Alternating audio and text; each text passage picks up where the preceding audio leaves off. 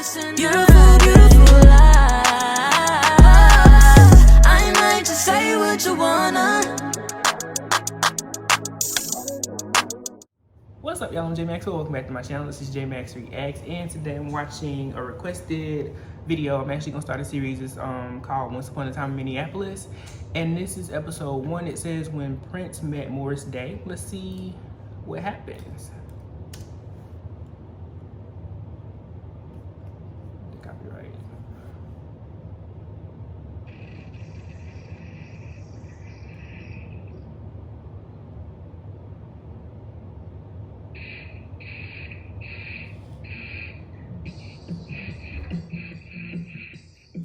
We are live at the Palace in Hollywood. I'm Mark Goodman, and we are absolutely live here. Our coverage will continue.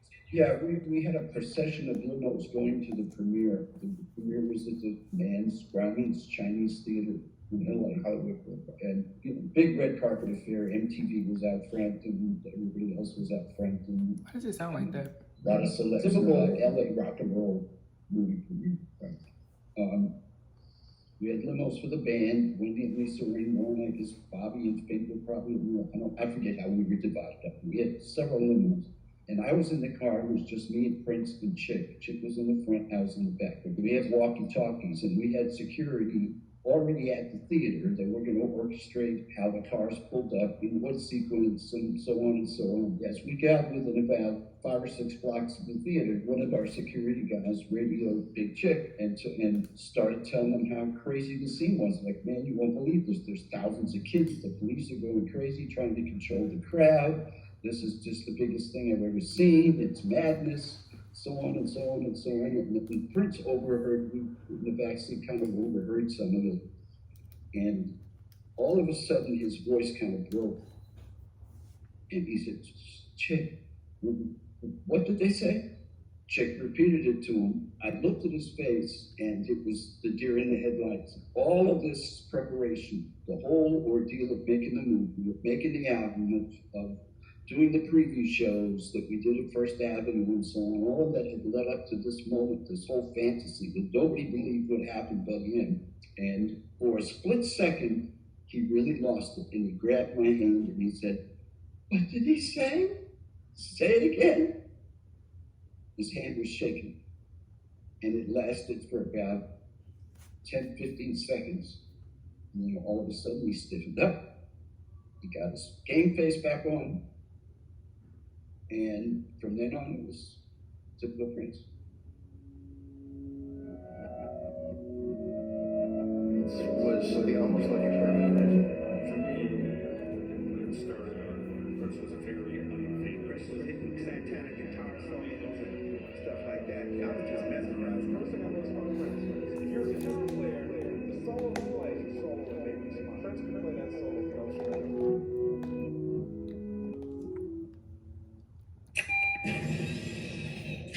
Prince Rogers Nelson was born June 7, 1958 in Minneapolis, Minnesota. His mother, Maddie, was a jazz singer. His father, John, was a musician who went by the stage name Prince Rogers. I was Prince. I am Prince. I was called Prince because I was a piano player for strippers down on Hempton Avenue in Minneapolis. That's how he got started. I named him Prince. I didn't know what was going to happen. Just trying to do my best. And so I dug it. My father left when I was 7. He was really the only one who was really musical. My mother sang for him, but she sang lead in the band, but she wasn't that great. She only lasted a month with him, and he got somebody else. And when he left, that's when I picked up the piano because he didn't allow anyone to play it, and he lived there. But I had heard him play at home, and how old was I? I was probably 7. So what would that make him? So he was like 9. And people would gather around and listen to him play. I'm like, is that Michael Jackson? Come on. They just wanted to stand there and listen. Now, I should have known that there must be something special. I grew up happy. I mean, I had everything I wanted, but I didn't want too much. I mean, we lived in a fairly nice home. But once I ran away, though, it got pretty bad. Dismal. They taught me that I was going to have to work. I think if people would have taken care of me, I think I would have just been a writer and just wrote all the time. But because I was poor, it made me realize I was going to have to work. So that's what made me get into music, because it was about the best thing I could do. I don't think it affected me too much. If anything, my mother disliked the fact that I played, because I was a lot like him, and that's what left in my heart. And it's eventually what broke me and my mother apart too. I left home when I was 12. It was after she remarried. That's when I started my own band. So it started with me and friends, because my mother and father split, and my mother moved into a sort of an upper middle class black neighborhood, and so I had to go to the school. The first day, they did roll call. I had to choose somebody to stand next to, and then I saw this kid. I'll go stand next to this guy. The kid turned out to be Prince. He said he was in the music. I said, yes, so am I. I said, what do you play? He played piano, and I said, well, I play bass and a little guitar. We should jam. So we went over to his father's house and we started jamming. I looked on his piano. Who do I see playing bass in his father's band but my dad? Turns out our fathers played the band together. That's kind of how we got together. And then Prince lived with my family for a number of years. It was a beautiful time. It was really great to have somebody my age that was into what I was into as passionately as I was. I lived in the attic, and my room was up there, his room was in the basement, and we both played, and we both wrote. And so I write a song, and I say, hey man, you gotta check this out, and I play it for him, and he writes a song, and he comes upstairs, so you gotta check this, and we would perform, do gigs, we would do a lot of our original songs, we do some of his and some of mine, so we were constantly around each other and constantly engaged in music, writing music, and making music and jamming. And the radio was dead, disco was dead, ladies was dead. So I wanted to make some noise, and I wanted to figure out to come together. So that's what we did. Yeah, that's the band that ended up.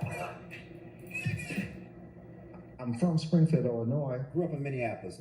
My mom got us up out of Springfield when I was 8 years old. We were moving from Springfield, supposed to be coming out to California. We stopped in Minneapolis and ended up there for the next 20 years. As time would reveal it, pun intended, a lot of great things happened in Minneapolis. Great deal of competition grew out of it, and you almost sort of competed with the other musicians and the other artists in that time. Prince used to come to our music room every day, and a lot of days, not every day. He didn't go to our school, but he came to our music room and played, and we just all played. Morris Day was involved in the music program. Andre Simone, who also played with Morris at the time in a group with Prince. I met Prince when I was like 12, 13, and I met Terry Lewis at 15. I met Morris at like 11. Me and Morris, we both left-handed drummers, and we would put our drum sets in his mother's living room, and we would play that like a tandem. We would play side by side while she was at work. And so that's how we both kind of, helped each other get pretty good, because, we were like teaching each other. Morris lived in the neighborhood, and we went to the same high school. So it was a dance in the cafeteria. I was going there to see Prince and the band play. And I didn't really meet Prince that night. I met Andre Simone, the bass player. Because we did a lot of talent shows and outdoor, local festivals. They were playing like 21-year-olds, and it was so amazing. They were like 14, 15 years old. Prince was playing like Hendrix and just, flawlessly. Not trying to chop his way through. And the band was super tight. And I was just like in awe, and got to know Andre, kind of stalked him a little bit. He would always come to the side of the stage and say, listen man, I want to play drums for you. I'm a really good drummer. I kind of already have a drummer. And he would say, I got to be a part of this. So we started hanging out, smoke a little weed together. One day we skipped school, went over to my house. I really go over to dudes' houses. And I had my drum set up in my bedroom. And I started playing some Tower of Power. I was hitting some soul vaccinations. He played, what is it, lick or lit? And he's left-handed. Completely blew me away. I put my sticks down, I finished. Andre sitting there looking at me. I'm like, what's up, man? And I was like, dude, you're in the band. And I'm like, this is our new drummer. This is it. So you got to come down to where we're practicing. And he's like, man, it just so happens that our drummer we're having problems with. Man, bring your drum. And so we brought him down. We moved Charles' drums. Who was Charles Smith. We called him Chaz. And that was Prince's cousin. I come from football practice, and drums are moved over, and Morrison said was there. Too bad, because, me and Charles had our problem, and then, I had Prince and those guys come check him out. I set up my drums, and there was this weird guy standing in a dark corner staring at me. It took about 2 or 3 weeks before Prince would really even say anything. He just looked at me like he was crazy. Had that mystery thing jumping off at an early age. I'm like, what's this thing looking at? And he'd go in and out. You know, he wanted to be funny and laugh, and then all of a sudden we're right back into that thing again. And what told down at Grand Central that I actually saw him playing. Prince was ripping Carlos Santana solos. I was just mesmerized. And everybody was like, yeah, this is the dude. You know, that's how Grand Central kind of became Prince Morris and all of us coming together with that nucleus. Back in the day when we were kids, I used to have to duck Prince. We rehearsed at my house. We had a little house with some of that asbestos in it. We got this recording machine. I think it recorded like 2 tracks, but you could layer it. After rehearsal, he would want to come over my house every day. He's the only guy that ever could just take anyone's instrument and play it better. I'll play it like this, and then you say, I can't play like that. I was about 13, that's when I had a band, and I have to admit it was work because I had to take records and dissect them and take each part and teach it to each member of the band. Stuff like that, it was pretty sick. I just looked at it as something I had to do. I learned a lot from him. Learned a lot about how to play guitar. I learned how to put chords together originally from him. Maybe he would, maybe he wouldn't. I don't know whether he would admit that he learned something from me. Who knows? Through that process, we just sort of naturally developed a style by us doing what we did and playing together. When we were in Grand Central, there was nobody in front. You know what I mean? There was no front man. Morris would come from behind the drums and sing "Love Won't Let Me Wait," you know, one song, maybe 2, and nobody was in front. There was no lead. But he would write a song, and I'd say, that's great. And, you know, I wouldn't say that was my song or that was his song or anything. I would just think that was our song. It was great. You know, I don't try to say, oh, he ripped me off or anything like that. I think we just had a bond, and, you know, I mean, it was a beautiful time to have that bond and to come up and be able to do music. We kept winning battles in the band. Morris and Prince arrived with a band called Grand Central. Morris was the drummer, Morris Day. Andre Simone was the bass player. They were a really good band, but honestly, our bands would kick these bands out. Flight Time was a local band. You know, we were rivals and stuff. We weren't your normal 15, 16-year-old bands. We were pretty good at a young age. Me, Terry Lewis, all of us was in the band when we were like 15, 16, 17 years old. It was called Flight Time. But he himself, he had something. But he started doing demo tapes and stuff. What they would do is we would get some money. Some of them would give us some time at recording studios. And one was Sound 80 and one was this Moon Sound recording studio. And the guy in there, his name was Chris Moon. I had a recording studio in Minneapolis, and he walked into the studio as part of the band. And Andre Simone and Prince and the whole group. He was a member of the band, and I was producing a demo tape for them. And, you know, he was like, you guys are really good. And he approached me and said, listen, you know, I got some stuff if you're interested. You know, you can come to the studio and write some songs with me and blah, blah, blah, blah. And I was like, man, I'm in a band. We're in a band. And, you know, you talk to our manager. And I think he talked to Prince. Okay, I got this idea. I'd like to sit down and talk to you about it. So we came back that evening after the group had left.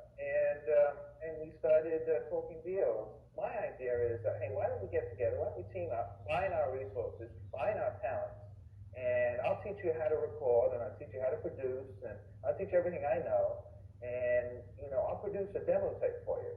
And if it goes somewhere, great. If it doesn't, you know, then we both learn from the process. But if we get something out there, I don't want a contract with you. I don't want to put any of this on paper because I want this an agreement of the heart, not agreement of the paper. No, I think he was trying to get around the manager thing, you know? He nodded. I think that was about as much as he did. I reached into my pocket, handed in the keys to my recording studio, which is everything I owned in life, and that's how it began. Rumors of the company. There was this kid that was amazing, and he was just talking to 2 or 3 other companies. Yeah. Okay. I like this one. I have to keep watching. The audio is a little weird. I had to get adjusted to that, but as I've said before, I love learning new things about people, especially in the music industry, and how they got their start. So this looks like it's pretty cool. It's like a bunch of parts to it. So shout out to the recommendation. I can't wait to keep watching. These are like legends, y'all. These are people that I would hear my grandparents and parents talking about, like Flight Time and Grand Central. Like my granddad, again, he plays bass, and like he was obsessed with this era of music. So is my grandmother, who plays piano.